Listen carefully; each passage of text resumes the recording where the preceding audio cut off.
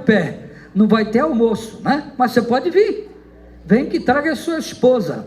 Você já me deu uma desculpa para ela não vir, né? Então, você, domingo que vem almoçar. Hoje, ela não veio por causa de um almoço, né? Fala o que você falou para mim. O que eu falei? Por que eu não fui convidado para o almoço? Por quê? Porque você disse que era só para a turma da elite.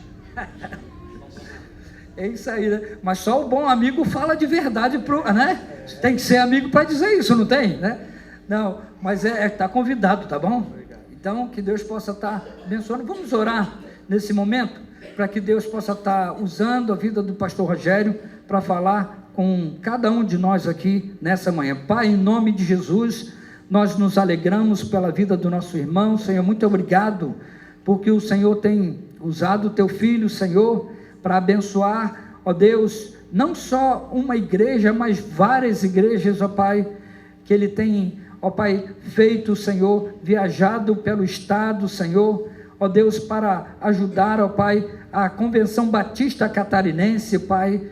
Quanto trabalho, Pai, ele já fez, ó Pai, podendo ajudar, Senhor, ó Deus, que o Senhor também possa agora, Senhor, nesse momento, abençoar a vida do teu filho, Senhor, e dar a ele, Pai, entendimento, graça e misericórdia, para que ele possa aqui nessa manhã também falar aos nossos corações, ó Pai, e que seja um instrumento de Deus para manifestar o teu querer e a tua vontade em nossas vidas, ó Pai. Nós estamos aqui, ó Pai, com nossos corações sedentos, ó Pai, e desejosos, ó Pai, de ouvir a tua palavra. Então, trabalha no nosso meio e age em nossa vida, é o que nós te pedimos em nome de Jesus, amém. Graça e paz, irmãos. A alegria de estar com vocês aqui, mas eu gostaria de fazer uma pequena mudança no layout da igreja. Posso fazer? Os irmãos autorizam? É bem rapidinho, pode ser? Quem está nas laterais vem para o centro. Vocês já falaram que podia, eu pedi. É porque a minha visão periférica é ruim. Aí eu quero olhar aqui que eu vejo todo mundo, ó, tá vendo? Olha que a diferença, ó. Aí, ó, tá frio, vai ficar todo mundo quentinho, calor humano, né? Larga de ser rebelde, é para vir para o centro. Obrigado. Não é para o canto do centro, né, Giliel? Perto do centro. Olha que beleza. Pronto, vice? Muito obrigado pela gentileza de vocês aceitarem meu pedido. Agora eu olho aqui para o centro e eu vejo todo mundo para pregar. Mas eu quero aproveitar esse momento aqui e quero passar ao pastor Geliel, em nome da Convenção Batista de Santa Catarina, uma singela homenagem pelos 22 anos da igreja, que eu tenho certeza que são 22 anos de muitas bênçãos, e nós, como convenção, temos orgulho de falar da Igreja Batista de Navegantes, né?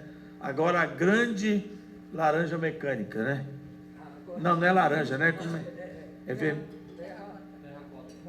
Terra molhada. Ô Vitor, eu estava com saudade do seu sorriso, Vitor. Terra molhada, tá vendo? Terra de plantio, terra molhada, né?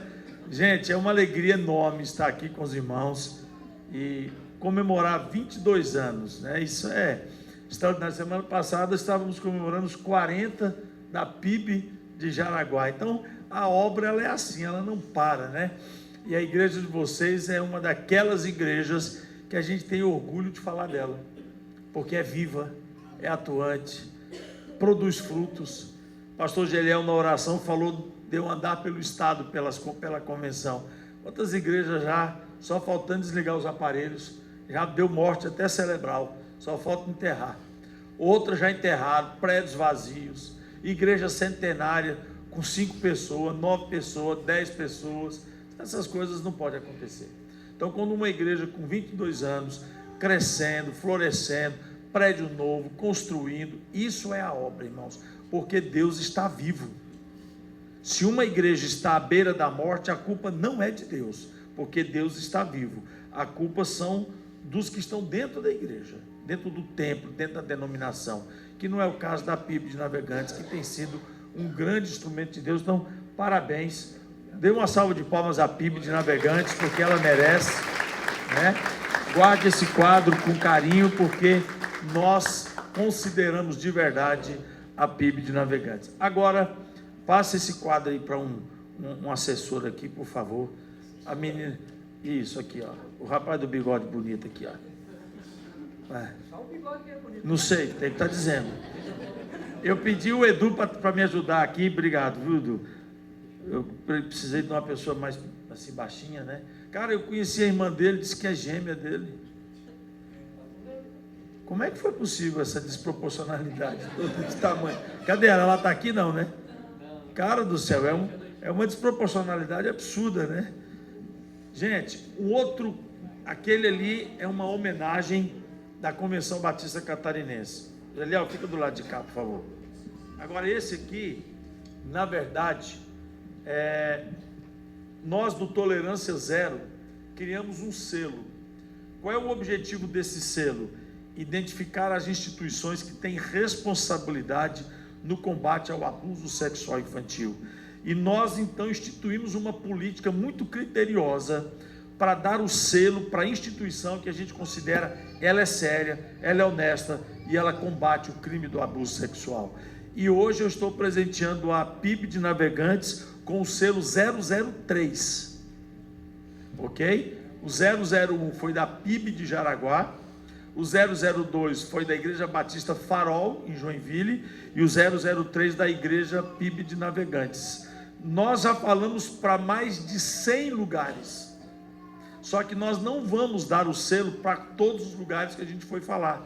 Esse selo não é porque vocês receberam o Tolerância Zero para dar uma palestra, é porque vocês levam a sério o combate do abuso sexual de criança. É por isso. Então, eu com muita alegria, Gelia, que eu entrego as suas mãos, em nome da equipe Tolerância Zero, para a Igreja PIB de Navegantes, e nessa oportunidade dos 22 anos dela, o selo 003 do Tolerância Zero.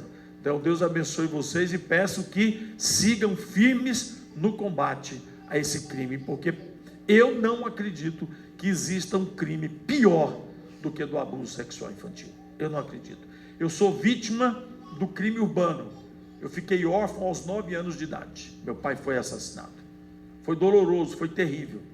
Mas ainda eu considero este crime pior do que o que eu passei.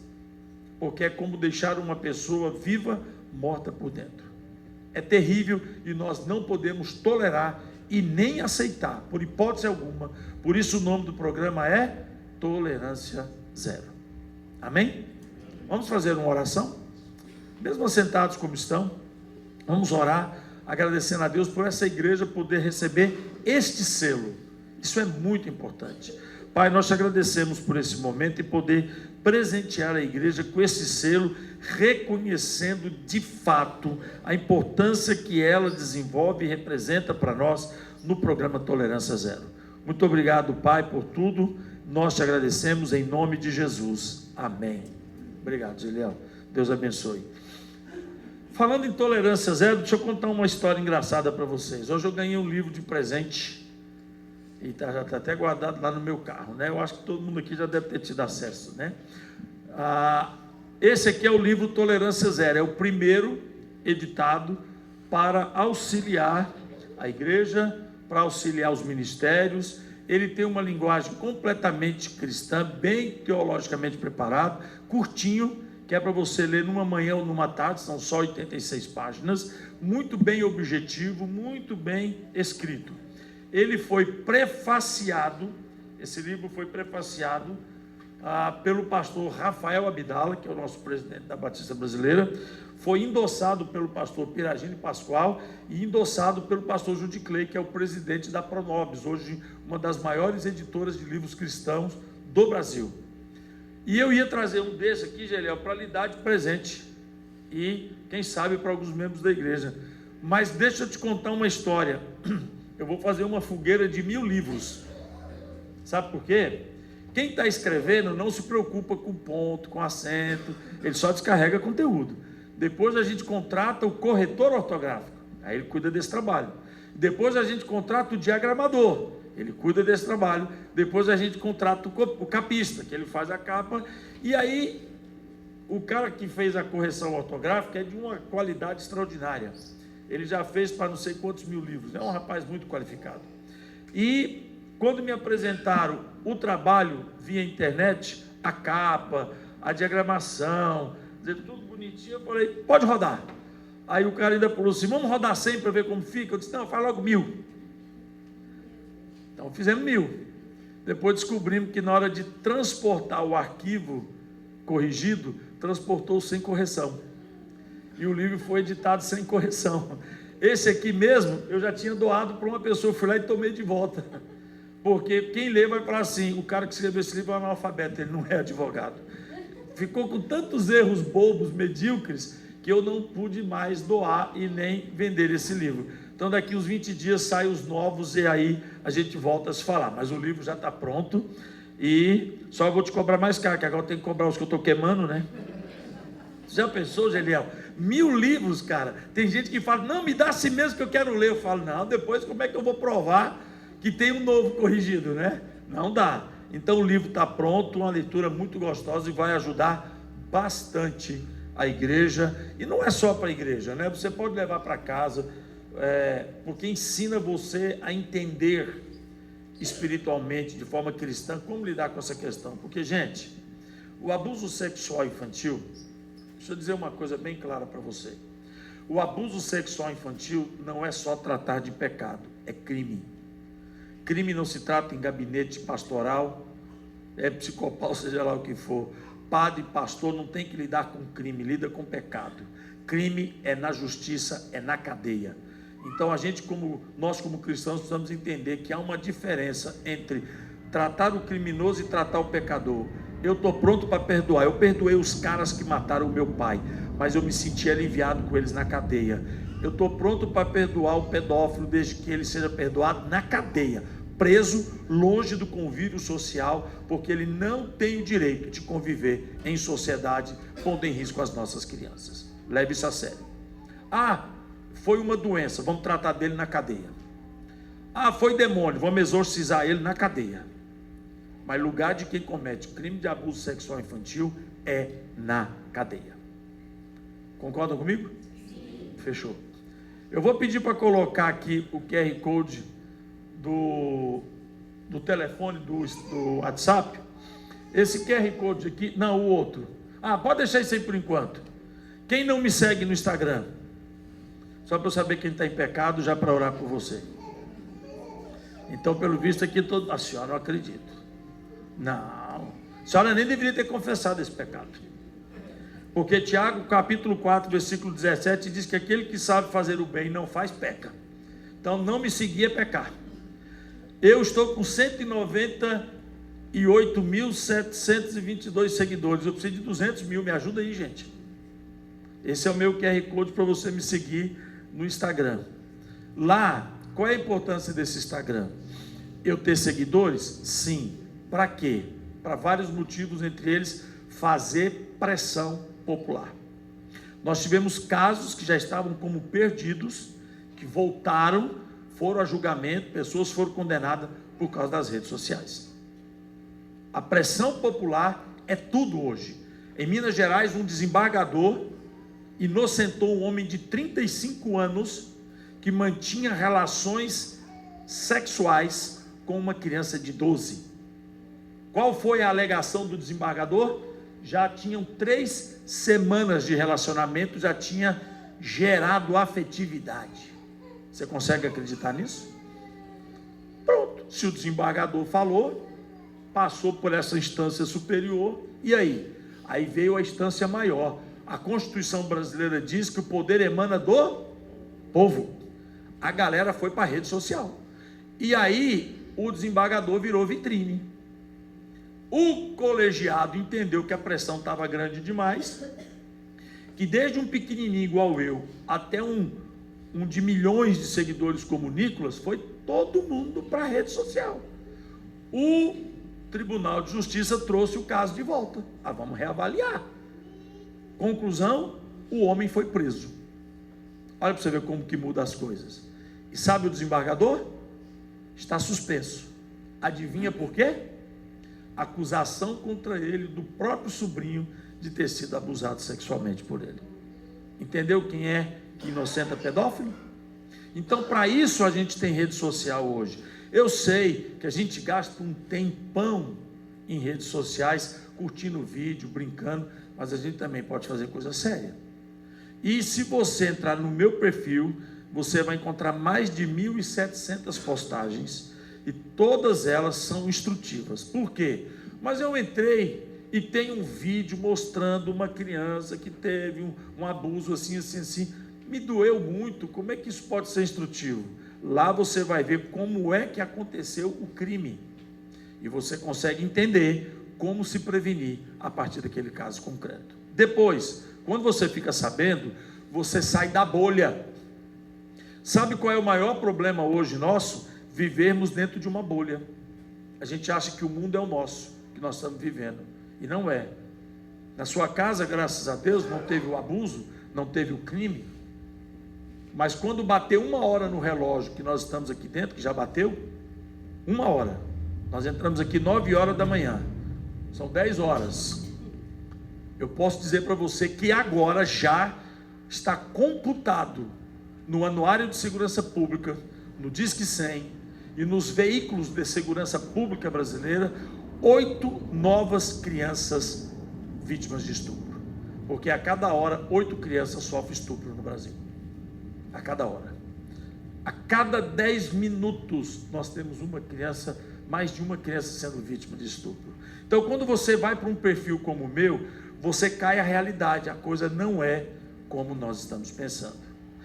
Porque tem poucos casos. Hoje no Brasil, fala-se de 183 casos por dia. Sabe Santa Catarina, que é o estado seguro? Sabe Santa Catarina, que tem a capital mais segura do Brasil? Sabe Santa Catarina, que tem um dos melhores índices de desenvolvimento humano do Brasil? Hoje já está com mais de 8 casos por dia de estupro de vulneráveis. E se nós não tomarmos uma medida, providências e agirmos, amanhã pode ser na nossa casa. Ninguém está livre do crime se não se prevenir contra ele. Uma coisa é enfrentar a fatalidade. Eu fui vítima da fatalidade. Meu pai foi assassinado. Eu não tinha como prevenir isso. Mas muitos casos do crime do abuso sexual infantil não são fatalidades, são negligências do pai. Pai que deixa a criança ir para a escola sozinha e voltar. Pai que deixa a criança ir na padaria sozinha, no mercadinho, dormir fora de casa, brincar de festa do pijama, ir para a festa de criança que os adultos não podem acompanhar. Tudo isso chama-se negligência. Criança não fica longe dos pais, em hipótese alguma. Então, eu convido você para acompanhar. Agora, se você quiser entrar também no grupo do WhatsApp da Tolerância Zero, ele vai pôr o QR Code aqui. Isso aqui é o WhatsApp. Você pode receber mensagem e pode mandar. Isso aí não é telefone fechado. Por exemplo, às vezes você não foi vítima, mas você conhece alguém que foi, que precisa de ajuda. Esse WhatsApp aqui é do Tolerância Zero, e nós temos advogados, psicólogos, terapeutas, que trabalhamos em prol das nossas crianças catarinenses. Então, se você precisar de ajuda jurídica, inclusive, se você não tiver advogado, porque se você tem, a gente fica muito inibido de ajudar, porque entra na questão ética da OAB. A gente pode até dar algum conselho superficial, mas se você precisar de assessoria, através desse WhatsApp, eu só peço que você, quando entrar nesse WhatsApp, coloque lá, na primeira mensagem, sou da PIB de Navegantes, que aí a gente sabe direcionar bem o contato. Mas é um contato que vale a pena você ter no seu telefone, né? Principalmente se você precisar de um habeas corpus depois das 22 horas, um advogado criminalista, é muito bom você ter o contato dele no seu telefone, né? Estou brincando que aqui ninguém vai ser preso, né?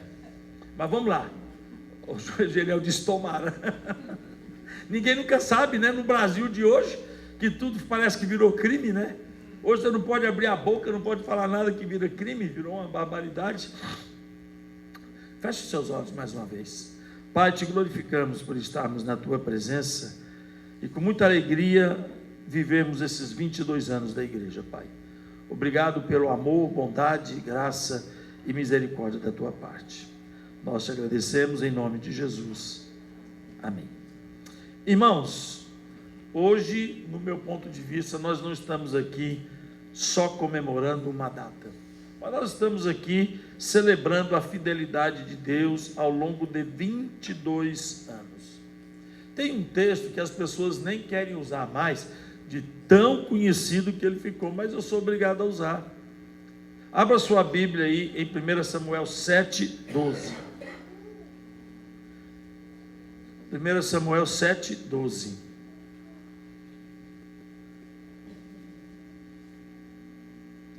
Rapaz, mesmo sem sede, uma taça bonita dessa, o cara quer beber água, não quer? 1 Samuel 7:12. Todos encontraram? Quem não trouxe sua Bíblia pode pegar a colinha aqui, né? Então Samuel pegou uma pedra e a ergueu entre Mispá e Sem, e lhe deu o nome de quê? Ebenezer, dizendo: até aqui o Senhor nos ajudou. Qual é a minha percepção da distorção cognitiva que os cristãos aplicam nesse texto? É ler o texto como se fosse um texto de encerramento. Olhar para o texto e imaginar que combati o bom combate, então Ebenezer.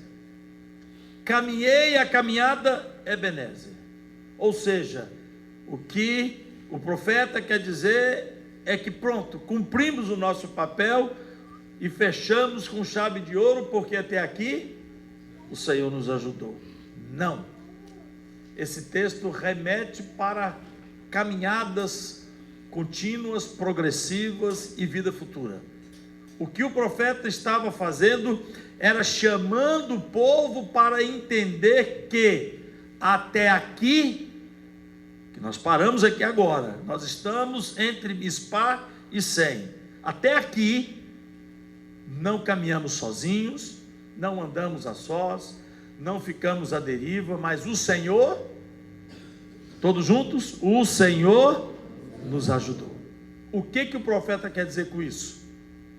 Continuemos caminhando, porque se ele veio até aqui, continuará conosco. E é assim que eu olho para uma igreja com 22 anos, uma igreja que representa uma geração, 2 gerações. Eu fico pensando quantas crianças nasceram, cresceram e hoje serve o Senhor dentro dessa igreja. Quem aqui foi apresentado nessa igreja e hoje é um adulto dentro da igreja? Tem alguém aqui? Não? Ou que foi criança aqui com 2 anos, 5 anos, 6 anos? Esse tanto de velho aqui, veio tudo exportado, tudo de fora. Veio tudo já velhinho. Já exportou muita gente, né? À noite vai ter, mas eu não vou perguntar de noite, a mensagem é outra. Então, a mensagem da noite eu peguei enganado, né? Coloquei agora de manhã. Mas pense, quantos casamentos foram celebrados aqui nessa igreja? Quantos aniversários foram cantados parabéns aqui? Agora também, quantas lágrimas foram derramadas, enxugadas, quantas orações respondidas, quantas vidas restauradas pela graça de Deus. Então não é uma data que nós estamos comemorando. Toda igreja possui uma história.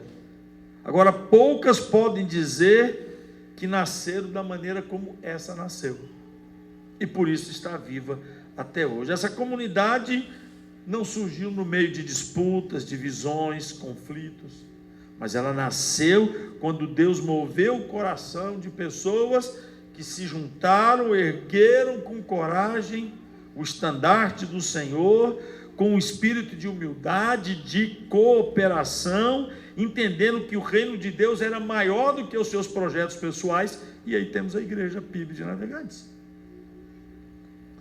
As raízes dessa igreja estão ligadas ao que há de mais sagrado, a submissão. Por isso ela chegou onde ela chegou. 22 anos depois, o que se pode afirmar é que o verdadeiro legado desta igreja hoje não se resumirá ao legado do patrimônio material. Vocês têm um prédio belíssimo, isso não faz igreja, isso não faz igreja, mas o legado de vocês é contabilizar quantas vidas transformadas no Evangelho de Jesus estão aqui dentro. Igrejas, meus queridos irmãos, não são lembradas por edifícios. Eu pastoreei nos Estados Unidos 7 anos e meio. Eu fiquei quase 1 ano no Canadá. E eu fiquei 2 meses fazendo trabalhos evangelísticos em alguns países da Europa. O que eu vi na Europa, o que eu vi no Canadá, o que eu vi nos Estados Unidos, prédios palaciais, ou palacianos, não sei, que eram templos religiosos, batistas, presbiterianos, wesleyanos, anglicanos, sei lá. Hoje, um é museu, o outro é escritório de advogado, hoje é escritório de médicos, consultórios de médico. Venderam os prédios porque a igreja acabou. Eu conheci uma igreja, um templo, aliás, um prédio belíssimo, no estado de Massachusetts, em uma cidade com uma predominância de portugueses e açorianos muito grande, um prédio com a característica de um grande palácio de séculos passados, toda feita em pedra.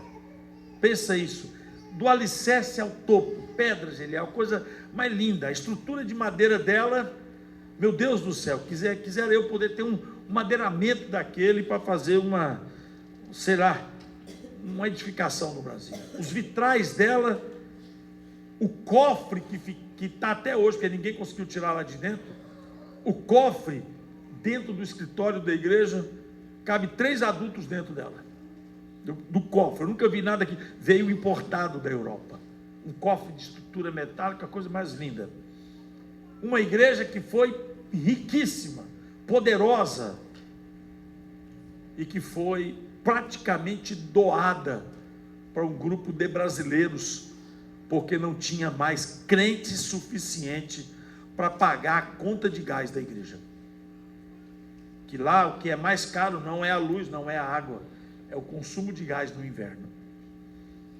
Venderam com tudo, não tiraram nada de dentro da igreja. A única coisa que a igreja anterior, que eu não vou dizer qual é a denominação, pediu para levar foi a bandeja da ceia e os cálices de ceia. Aí você vai pensar, mas poxa, justo uma bandeja da ceia e uns cálices da ceia? Coisa tão comum. Mas sabe por que eles quiseram levar? Porque era tudo de ouro maciço. Está entendendo o poder que essa igreja tinha? Eles levaram de lembrança os cálices da ceia que eram de ouro. Fechou, acabou. Não ficou ninguém para contar a história. Um grupo de tupiniquins brasileiros se reunindo nesta região de Massachusetts, precisando de um lugar, compraram esse prédio a preço de um cacho de banana, só para transitar a comercialização, o negócio. Junto veio uma baita de uma casa pastoral, porque o grupo não conseguia mais manter o prédio de pé. Igreja não é prédio. Prédio abriga a igreja, mas a igreja não precisa de prédio. Mas o prédio, para ser denominacional, precisa da igreja. Entenda que a roupa não é mais do que o corpo, e o prédio não é mais do que a igreja. Então não é porque a PIB de Navegantes agora construiu esse lindo prédio, que até aqui nos ajudou o Senhor, e eu não preciso fazer mais nada, concluímos. Isso, precisa de entender uma coisa: o passado, ele tem poder de virar escola na minha vida, mas ele não pode ter poder de virar prisão, nem para o bem e nem para o mal.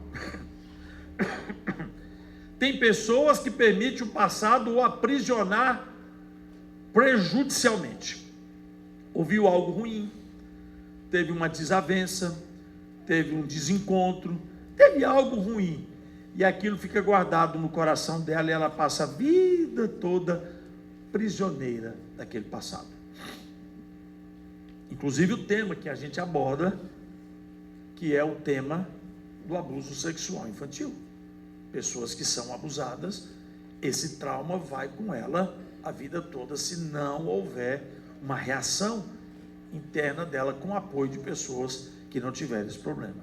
Então o passado, ele pode ser transformado em escola, mas nunca em prisão. Outra prisão que parece ser boa, mas também não é, porque prisão nenhuma é boa, é a prisão do bem. Ou seja, eu tive um passado legal, eu cantei no louvor, eu servi como diácono, eu fui líder de juventude, um dia eu preguei, um dia eu frequentei as orações, um dia eu fui nas vigílias. Hoje eu não vou mais nada, não faço mais nada, não ajudo em nada, mas eu já fui um dia. O seu bom passado lhe aprisionou, a tal ponto de não permitir você entender que você precisa o quê? Continuar avançando. Até porque 22 anos ainda é uma criança, né? Mal saiu da adolescência. 22 anos é o princípio de uma nova jornada. Então os 22 anos, eles representam agora um trampolim para a PIB de Navegantes. As pessoas vão olhar para trás e dizer, bom, aonde nós erramos? Erramos aqui e erramos aqui. Porque se um grupo, depois de 2 décadas, não entender que teve erros, está cometendo o seu maior erro, que é não assumir os seus erros. Agora a gente vai usá-los para nos aprimorar. Aonde nós acertamos? Nisso. Então não precisamos melhorar. Não. Vamos aprimorar aquilo que foi um acerto. Uma história que eu tenho certeza que esta igreja pode se gabar de dizer, pode ter orgulho, que esta igreja foi fundamentada na unidade e no serviço. Sabe uma coisa que sempre me chamou a atenção na PIB de Navegantes, desde o primeiro momento que eu venho aqui? O padrão de relacionamento entre vocês, fosse dos jovens, fosse das mulheres, fosse dos homens, sempre foi diferenciado. Eu via a forma como os jovens se relacionavam com o pastor, que é uma coisa linda. Eu sei que o pastor vai ficando velho, vai ficando chato, enjoado. Não estou falando do Geliel não, estou falando do pastor. Já teve uns que falaram, é verdade. O Victor gostou, tá vendo? Mas, gente, vamos lá, vamos ser honestos. Se a gente não ficar velho e chato, a vida não tem graça, né? Eu tenho certeza que aqui na igreja tem um monte de chato. Você conhece um chato? Tem gente olhando para o lado.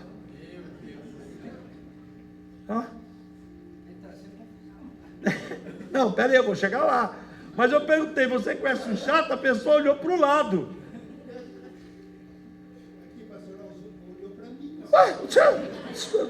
Eu vi na hora aí. Eu falei, esse cara deve ser chato demais, porque 2 olharam de uma vez. Mas acontece que todos nós, sem distinção, somos chatos. Você já parou para pensar? A gente nunca concorda sempre com tudo, com ninguém, porque somos chatos. De alguma maneira eu quero que a minha vontade prevaleça. Não é assim? Não, pastor, isso não é chatura, isso é vontade, direito, coisa de chato. Você pode dar o nome que você quiser. Naquele dia você quer comer arroz com feijão e tem macarrão.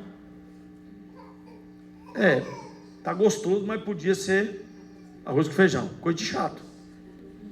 Na hora o importante não é comer, não é matar a fome, né? Quem aqui ainda tem adolescente em casa? Ela levantou assim, ó. Cheio de medo, né? Porque adolescente é uma parada, né? Gente, a adolescência é uma das melhores fases da vida. Porque essa é a fase que mói o pai. sabe? Espreme a mãe. É aquela hora que o pai e a mãe falam assim: nossa, tadinho do meu pai e da minha mãe. Que esses dois não passaram comigo, gente, né? Porque nós éramos melhores na obediência, na submissão, do que os nossos adolescentes, que são os nossos filhos. Sabe por quê? A gente tem a mania de achar que a gente foi muito exprimido pelos pais, aí a gente espreme menos. Aí os menos exprimidos ficam mais abusado e terrível, né? Mas presta atenção numa coisa, eu não quero falar isso não, porque eu gosto muito dos adolescentes, que graças a Deus eu não tenho mais nenhum, mas vamos lá, presta atenção, ó, o adolescente ele tem uma coisa engraçada, e nós puxamos isso, e mesmo depois de velho não perdemos. O adolescente tem um dia que dá vontade dele comer uma coisa diferente, não é assim?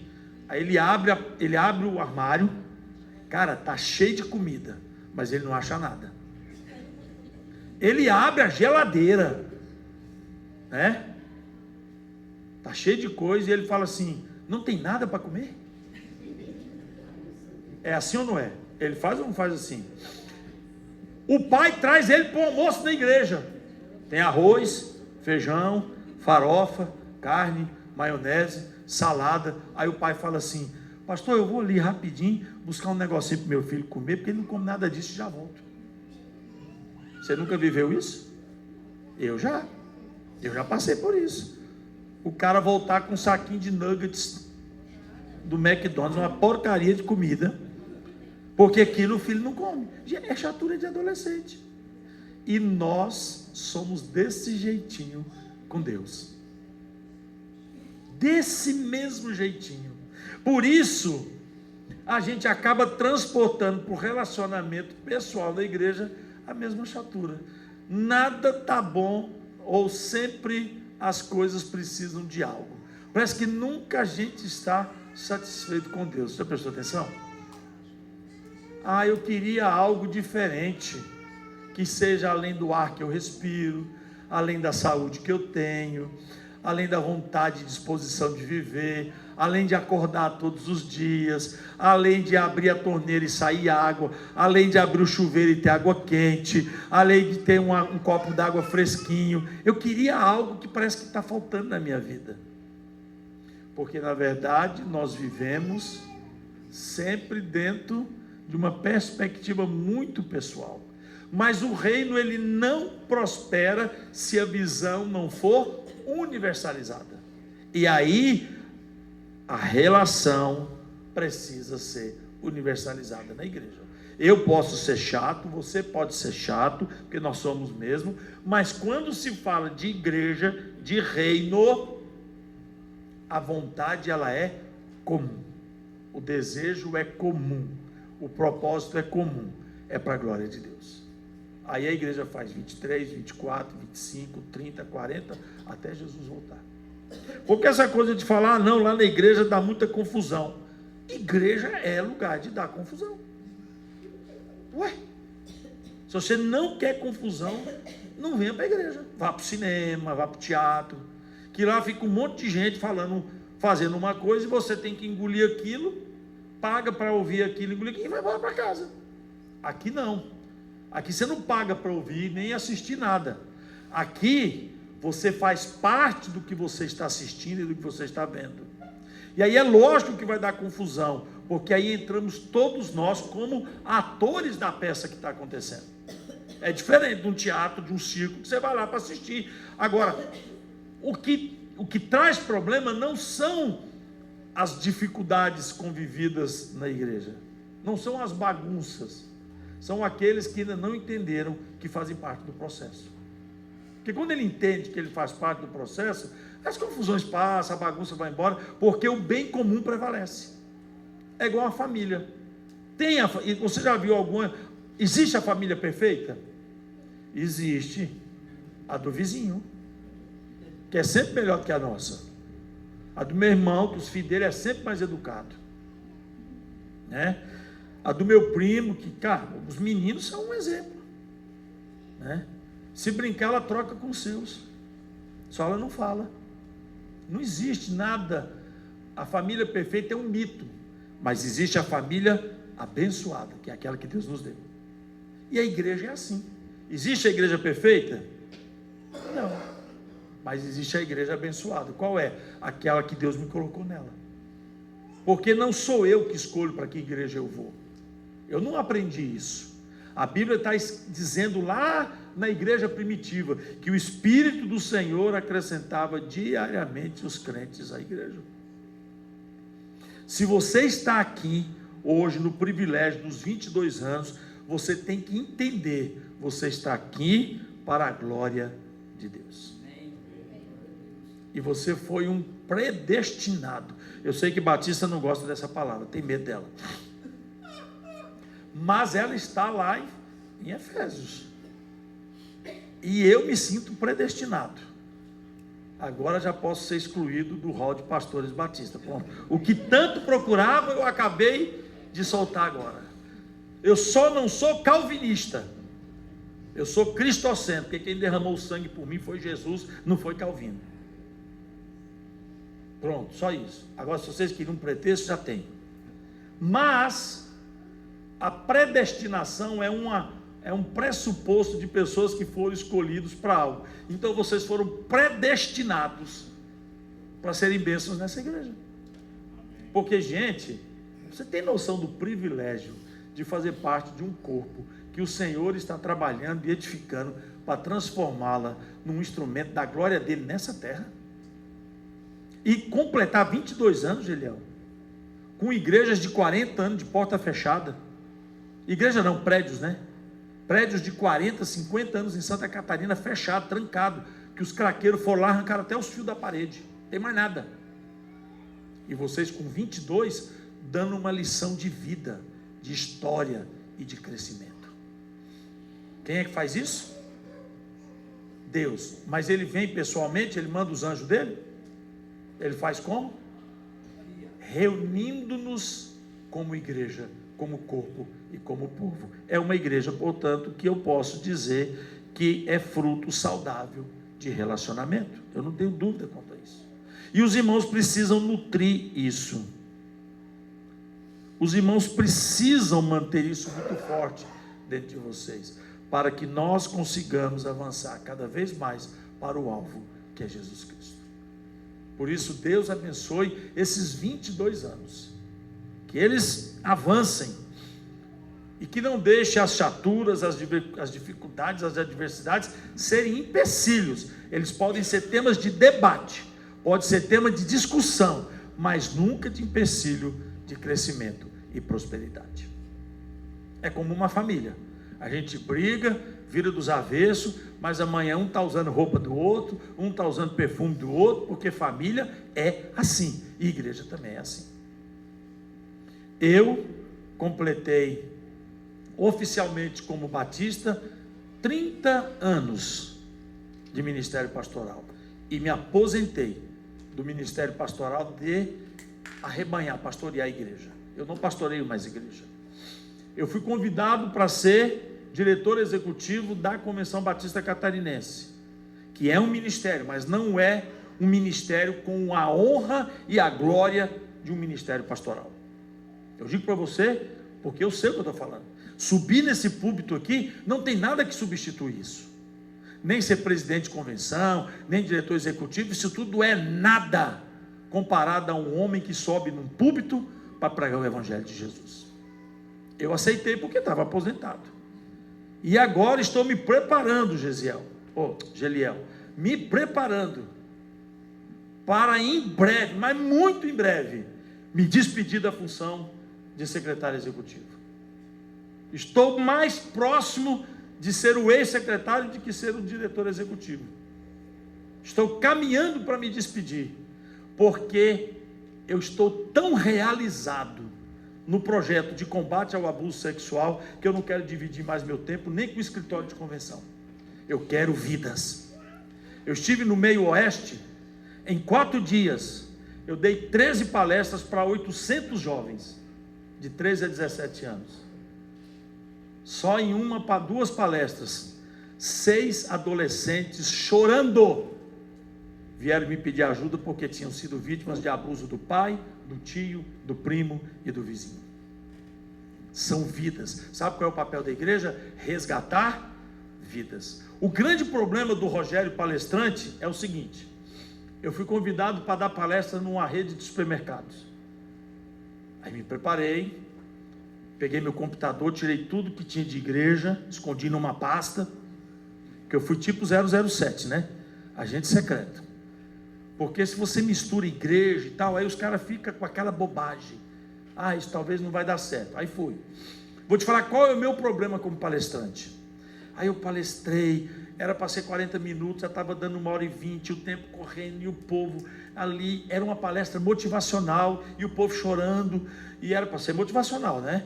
E um chora daqui, outro chora dali, e eu falando e tal. Aí, por último, acabei.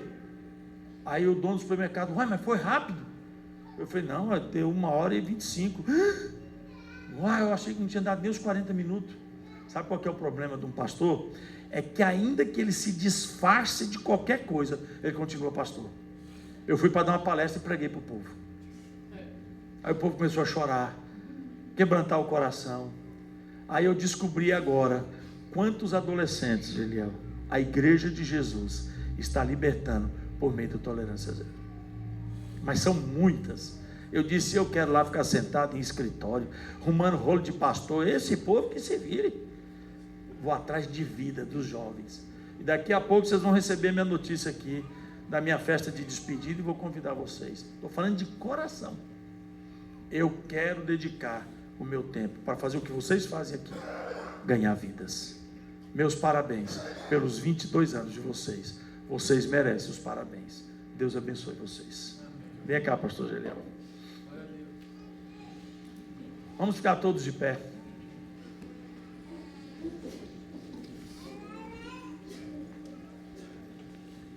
Vou falar para você do quanto vocês são importantes para a obra de Santa Catarina. O Tolerância Zero, que eu pedi para você me acompanhar no Instagram, ficou conhecido por pessoas que eu achava que não olhavam a internet. Por exemplo, o governador do estado, Jorginho, o ex-prefeito de Joinville, Adriano,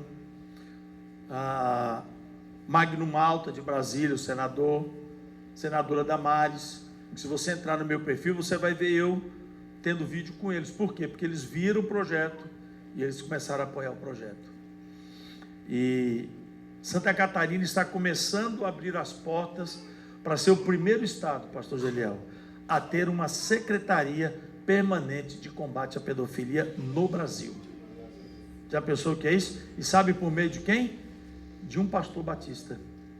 Porque o governador me convidou para desenvolver um trabalho a nível estadual de combate ao crime do abuso sexual infantil. Só que tem uma carreira para ser cumprida. E aí eu conto com as orações e com o apoio de vocês, para que Deus levante-nos como servos e cristãos. Porque, irmãos, quem tem que sustentar essa bandeira é a igreja. É o povo lá fora, não. Quem tem que brigar contra a violência doméstica, olha, eu vou dizer uma coisa para você. Eu vou lhe dizer uma coisa. Preste atenção no que eu vou te falar. Quem tem que carregar a bandeira contra a violência doméstica, contra o feminicídio, contra o abuso sexual infantil, contra a violência do idoso, tem que ser a igreja cristã em primeiro lugar. Porque se a igreja cristã, se os pastores, se os cristãos não levantam essa bandeira, o seu cristianismo é falso. Porque o primeiro que levantou essa bandeira foi o próprio Cristo. É só você olhar, ninguém trouxe uma sentença tão dura para quem agride uma criança quanto o próprio Jesus em Mateus 18:6. Então eu peço a você, ore por mim, para que Deus me leve aonde Ele quiser, mas seguro nas mãos dele, para glorificar o Pai que está nos céus. Amém? Vamos orar? Pastor Geliel. Senhor Deus, nosso Pai, nós agradecemos a Ti, Senhor. Queremos orar, Senhor, para que nesses 22 anos, ó Pai, nós possamos, ó Pai, como foi dito na Tua palavra, entender que há muito caminho pela frente, Senhor. Que o Senhor possa nos dar sabedoria, graça, misericórdia e muito amor, para que possamos nos tolerar, Senhor, mutuamente aqui em nossas reuniões, ó Pai, no nosso viver diário. Senhor, muito obrigado, Senhor, porque até aqui o Senhor tem nos ajudado. Louvado seja o teu nome por isso, Senhor. E que o Senhor nos dê agora da tua graça para continuar a missão que o Senhor deixou para cada um de nós. Quero também pedir pela vida do pastor Rogério, Senhor, ó Deus, que ele possa estar agora, ó Pai, assumindo essas responsabilidades, ó Pai, que o Senhor possa capacitá-lo, Senhor. Que o Senhor dê direção ao teu filho, que o Senhor possa dar, ó Pai, a vida dele, Pai, seja para marcar, Senhor, esse tempo, Pai. Que ele possa deixar verdadeiramente, ó Pai, um legado onde as pessoas possam ver que o trabalho dele, Senhor, vai alcançar vidas, vai libertar famílias, ó Pai, vai trazer paz para muitas pessoas que estão em guerra, Senhor, porque não tem ninguém para que possa defendê-los, ó Pai, pessoas que estão aí, Senhor, necessitando, Pai, da tua misericórdia. Que o amor do Senhor esteja sobre nós. E, Senhor, usa a PIB de Navegantes também, para que nessa cidade possamos ser aqueles que vão anunciar o crime, Pai. Falar, Senhor, daquilo, Senhor, que está acontecendo às vezes à nossa volta, Senhor. Aqui nas nossas famílias, ó Pai, que em nome de Jesus nós possamos, ó Pai, verdadeiramente viver, Senhor. Usa o teu filho, ó Pai, nesse tempo, e abençoa, Senhor, também, Senhor, o pastor Rogério, Senhor, porque ele está tomando uma decisão, Senhor, de poder fazer isso, ó Pai, ó Deus, com mais seriedade, Senhor. Então que o Senhor abra as portas, ó Pai, e que ele seja, Senhor, ó Pai, levado, Senhor, até esse lugar na qual o Senhor tem para ele, Senhor. Que ele seja um representante nosso, Senhor, ó Deus, para que o mundo possa ver Jesus, ó Pai. Que ele seja, Senhor, um enviado da Convenção Batista Catarinense, Senhor, para representar, Senhor, a tua igreja, Senhor, no meio, Senhor, dessa injustiça que está acontecendo no mundo, Pai. Nós agradecemos, ó Pai, e pedimos, ó Pai, que o Senhor possa estar ministrando na vida de cada irmão nosso aqui, ó Deus, que ouviu essa palavra, que o teu Espírito Santo possa dar a nós, ó Pai, a visão daquilo que nós precisamos fazer, Senhor, aonde nós estamos, ó Pai. Que sejamos um só corpo em Ti, Pai, e que a Tua igreja cresça cada dia mais, é o que nós te pedimos, em nome de Jesus, amém.